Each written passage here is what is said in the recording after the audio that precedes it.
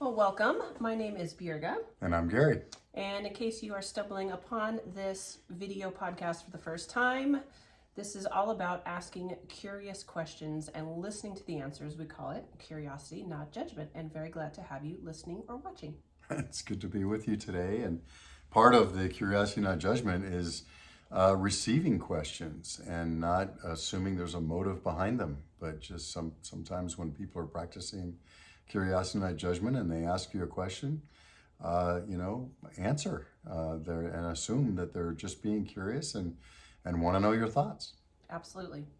So today's question, or this week's question, I suppose, is, do you see me? And it seems like a really simple statement, question that could be easily answered. But when we talk about seeing somebody, it's obviously much more than just a visual acknowledgement that they are in your path. When we as human beings expect or ask to be seen, it goes much deeper than just the visual. I think what we're really asking is, are you going to take the time to not just acknowledge me, but to see I'm a person that has value and that the things that are important to me can be expressed? And it can get real deep real fast. But when we ask, do you see me? There's a whole lot of substance behind that question. Well, it's not only do you see me, it is, are you validating my existence? Mm-hmm. Are you seeing me as someone worthy to take your time and attention away from your phone or your other distractions? Yep. And actually and seeing me? One of the practices I had, and I wasn't smart enough to figure this out on my own.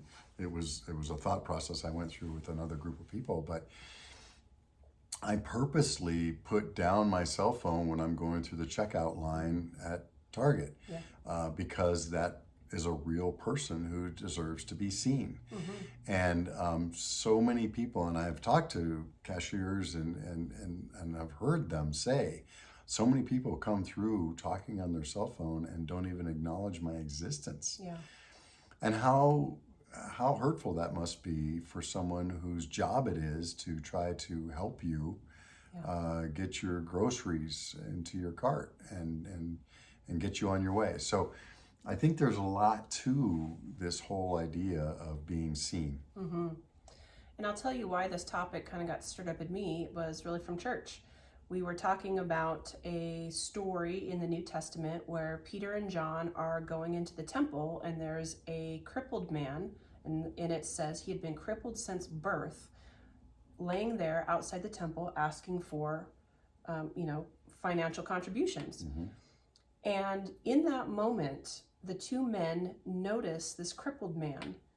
And I've read this story, I don't know how many times. There's little songs about it that you can learn in Sunday school. It's a very familiar story to somebody who's been brought up in church culture. And yet there was something in there that really struck me for the first time. And it was the statement that Peter says to the man. He says, "Look at us." And there was a transaction that happened in that moment. And ultimately, he goes on to say, I don't have any silver or gold, but here's what I have and here's what I'm going to give you. And it's the story of the miracle that transpires and he's able to walk.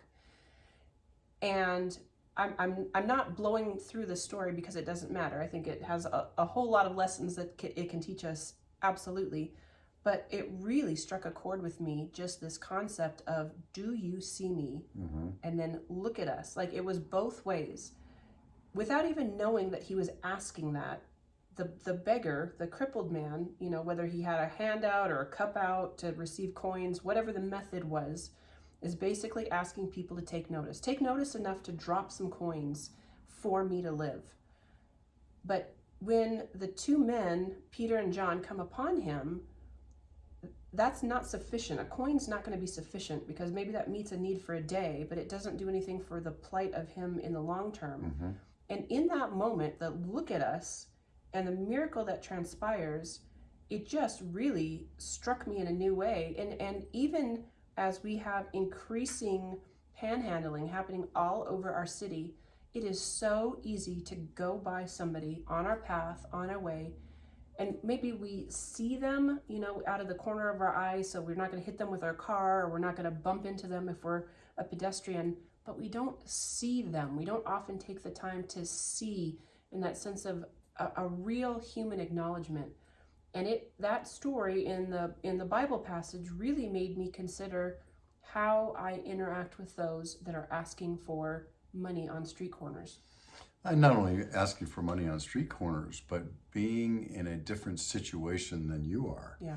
or I am. And I know I worked a soup kitchen here in Albuquerque downtown for about 12 years, and it really struck me, and I learned early on in the first few months how important it was for those going through the line that you would actually look at them and acknowledge them as human beings. Yeah. And it was a big deal.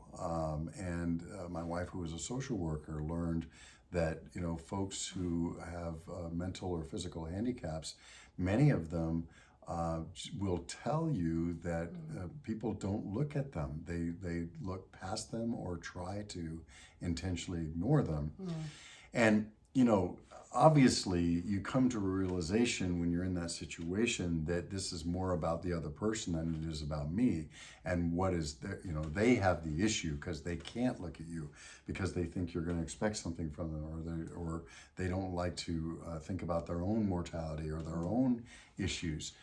However, that doesn't make the person feel much better. Sure. And so, I think it's really important that we look at people, even if they're trying to beg it from us. You can look and acknowledge them without taking the action of giving them money or doing anything else, but just acknowledging that they're a real human being. And that's a really important interaction. Our eyes meeting among human beings is a relationship in and of itself, Yes. even if it goes no further. Yes, I agree. My daughter had her first day as an educational assistant working in a classroom with special needs students yesterday. And I was a little bit concerned. It was a really long day for her.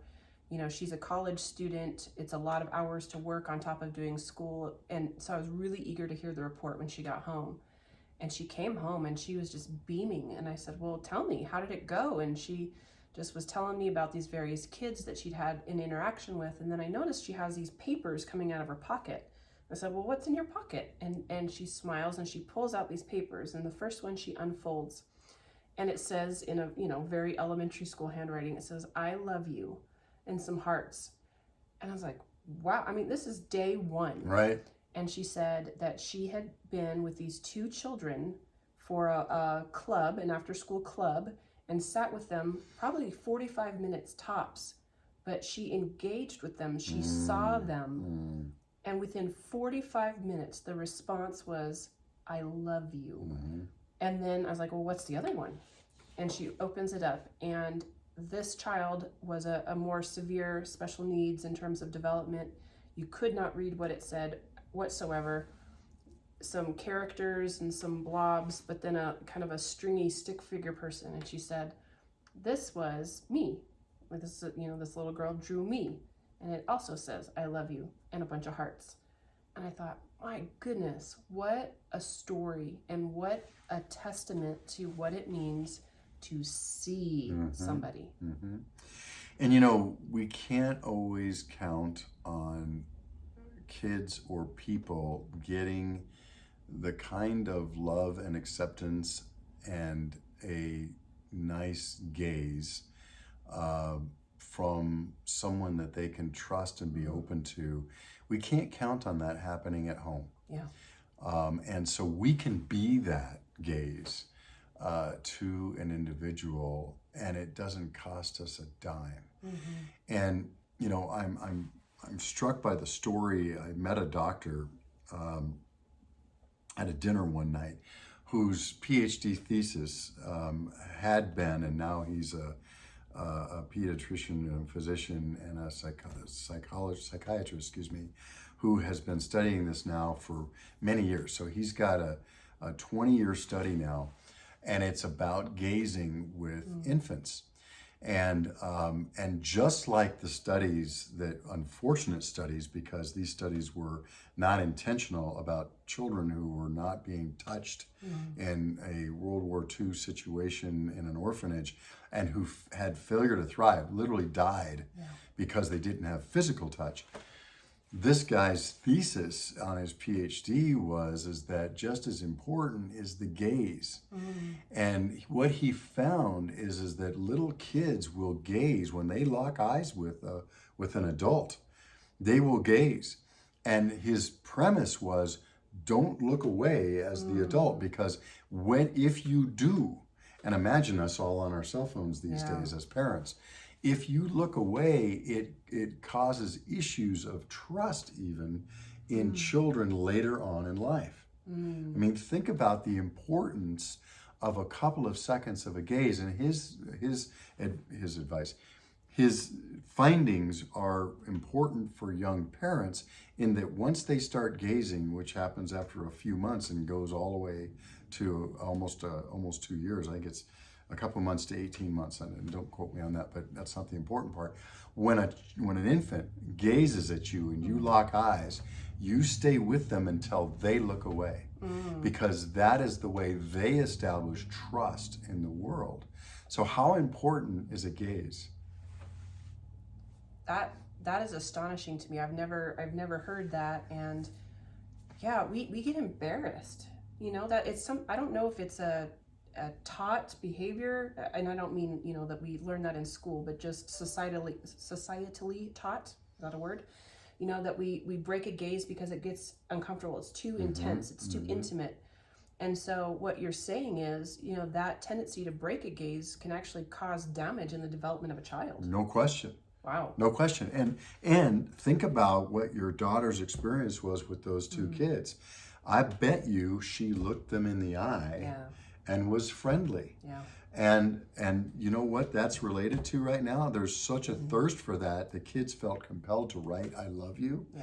Think about the starvation of that kind of attention that is sincere. When you just said something very important, and that is, we break gaze because it feels uncomfortable, because it's too intense. Well, guess what? You're right. And it is intense, and it is important. And if you don't gaze, how many times were we taught as children, at least I was, I'll talk about my own experience, look somebody in the eye when you talk to them. Yep. And we are taught from an early age that people who do not look you in the eye are not to be trusted. This is so interesting you bring this up. We had this conversation just yesterday. There's someone in my life who's an older generation that had welcomed a young 20-something into his home, and that young man didn't make eye contact. And the older gentleman said, "I don't think I want him back in my home." And, we are assuming that this younger man may be on the autism spectrum, and a lot of people on the spectrum have a great deal of difficulty with eye contact. But yes, there is a generational understanding and expectation of eye contact. But to your point about children that are on the spectrum, adults on the spectrum, or children that have some sort of a development delay, if they are unable to maintain eye contact, they have a huge deficit, I would imagine, A disadvantage. from being seen. That's right. And so how do you get that comfort of the gaze, that intimacy of the gaze, if they can't physically look at people? And that is part of the issue. Yeah. And I know there's some cultural differences. Yes, there's some cultures where it's impolite Right. or rude to look at someone who is in a quote unquote higher position. And we as Americans are taught differently, but that's not the point. The point is to stay curious. Yeah. If you know that your gaze can be meaningful to someone, then by all means gaze. If it's making someone uncomfortable, then by all means don't. Or see that as an opportunity to build a relationship where the gaze can become important, if that's an appropriate thing to do. And I think that's, I guess the strategy here would be, stay curious and figure out how you can be meaningful and build relationships and trust with others. a gaze can be a very important tool in that. And we know from experience and from people who say things to us about this when we ask, is that a gaze is very important to people, especially if they don't feel like they're being seen. Yeah. Well, and I know we talked about this in early episodes. The problem with working remotely is that we are not having the benefit of sitting across the table and looking someone in the eye. And while remote work has opened up lots of possibilities, and now we have colleagues in different states, even in different countries, and it's great to be able to connect electronically, there is a void in relationship because we do not have a time to gaze. And, even if it's a video connection, looking into a screen or into a camera is not nearly the same thing as face-to-face, eye-to-eye contact. And so the trust that gets established through those moments is oftentimes absent in remote work. It is. Now, I will tell you, and this goes right along with what you're saying, that a video is much more effective than a phone call. Sure.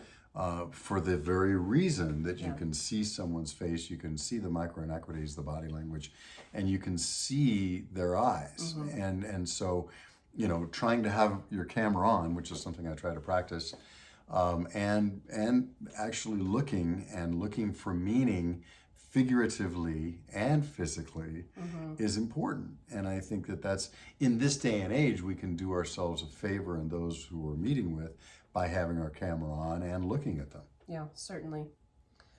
So going back to the original question of, do you see me? If you are the person in the position, kind of that's your heart's cry, you've got someone in your life and you're really wondering, do you see me? Are there ways that we can posture ourselves differently to be seen? And I don't necessarily mean sit up straighter, sit in a different chair, but is there, I don't know, a different way that we can be respectfully vulnerable to a point where we can garner the gaze of somebody who we need to connect with? Yeah, and I'm now thinking back when I was a big brother in the Big Brothers Big Sisters program. I remember first meeting my little, who's now an adult and married, and we not so little. Not so little. We still talk, but I remember when I first met him, and it was hard for him to hold a gaze. And I think that is not only a trust issue with some kids, some younger people, but it's also a level of intimacy that could be scary. And so I think it's, as we understand how important a gaze is in this conversation, I think we also have to understand that not everybody has the capacity, as we talked about earlier, especially if they're on the spectrum or if there's some cultural issues. But even if there's not, there could be some wounding, there could be some micro traumas, there could be some reasons why it's hard for someone to look at you or to gaze. And so I think working with people to help them understand that there is a value to looking at others, and there is a value to getting themselves on a foundational footing where they can do that, can be a valuable skill for them. I'm thinking about times when I've wanted the notice of a superior, and how did I approach them in a way that was not immature and also not reminiscent of a 2-year-old pulling on, the shirt tail saying, look at me, look at me. There's obviously a level of professionalism you have to engage in when you're trying to get somebody to focus on the things that you need to share. And so I think you do have to ask some questions of yourself in the moment. Why are, if you can, why are they so distracted? What is it that's pulling their attention away from me? Is there something that I can help mitigate? If it's, as you have said openly, you're very, ADD. If I'm sitting in front of you and behind me is a window with lots of people and lots of distraction, that's probably not the best physical position for me to be in if I want your attention, right? I mean, are there things that can be done to mitigate distraction? And, some of those other questions that you might be able to just ask yourself as you're going through the process of, hey, I really need this person's time and attention. How do I establish myself and the environment in the best possible way to make this connection happen? And the first obvious answer is to ask the question, how can I be seen by you? And you don't ask it in those words, Right. but you say, hey, I know you're busy. I know how distracted you are. I know there's a ton of stuff going on, but I really need your full focus on something. What's the best way for you to have full focus with me? It's a common question that I ask people now is, what's the best way to communicate with you? Is it by text? Is it by email? Is it by phone call? What is it? And I always tell people right up front, the best way to communicate with me is text. And even if you send me an email, if you want a quick response, text. And so I think similarly, you can say, what's the best way to get your attention? I need your attention for at least 15 sustained minutes, because I've got a topic that we need to get through. What's the best way to do that? Yeah. And maybe even, ideal times of day for you, because I had a conversation with a colleague of ours about, I said, when is your best time to meet? And I got kind of a rundown that was kind of funny to me, a little bit comical. It's like, well, I like meeting between 9:30 and 11, and I like to write between 12 and 2, and I like whatever, the rest of the day looked like. And it was a little bit funny to me, but some people are that structured. I will tell you that right after lunch, I'm not a whole lot of good, because I tend to physically start to get really sleepy when the lunch hits my belly. That's not a great meeting time for me. Nope. If you want my attention, right? But if you want me fresh and engaged, it's probably going to be early morning hours, which is not great for other people. So you have to find that compromise. It's so funny how few people ask that question. I remember trying to get on somebody's calendar who is a very prominent person in New Mexico. And I thought, I'm not going to get on their calendar because they just have so many demands on their time. And you can see, and then when they're at a public event or an event where there's lots of people, they're constantly mobbed. And I thought, but then I thought, and I don't think it was because I was intelligent, I think I was desperate. I said, is there any time during your week that is good for you? Well, it turns out that this person, no one ever asked them to go get breakfast. This was an early morning riser. And this person never had anything before 8 o'clock. And so we would meet at a designated location away from mobs, by the way, where the person wouldn't be recognized. And we would meet at I think it was 6:45 on a given date every month. That's great. And it was like third Thursday of the month, 6:45 or whatever it was. And he never missed. And it was like, you got to be kidding. How many people are trying to get on their calendar and never asked, what's a good time for you where you're not being hassled by somebody else? And he actually enjoyed those meetings. And we got to form almost like a relationship because, first of all, we were interested in what each other had to say. A lot of times it wasn't even close to the topic that we, quote unquote, should have been talking about in our roles. But it was a time when they had no distractions. It was a time when they felt like they were free to talk, and there wasn't anybody saying, hey, you're needed at your next place, poking their head in the door. Right. Anyway, I think that's, again, it comes back to asking the question, how can I get your attention? And I would bet that person, as known as they are, even in that core of their desires, is still wanting to be seen. Not just seen by the crowds, but seen and known. So we'll wrap it up with just that very important question of, do you see me?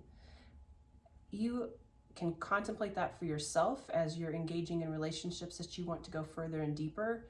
And how do you set the stage for that setting to really accomplish what you're after, that deeper seeing, but also just to be aware of who is in your circle of influence and have you been seeing them. And so I hope that's a good challenge for you this week. And as always, we appreciate any feedback that you have to give through comments, through email, however you want to do it. The one-stop shop to find all of our details is at curiositynotjudgment.com. Take care. Thanks so much for watching and listening.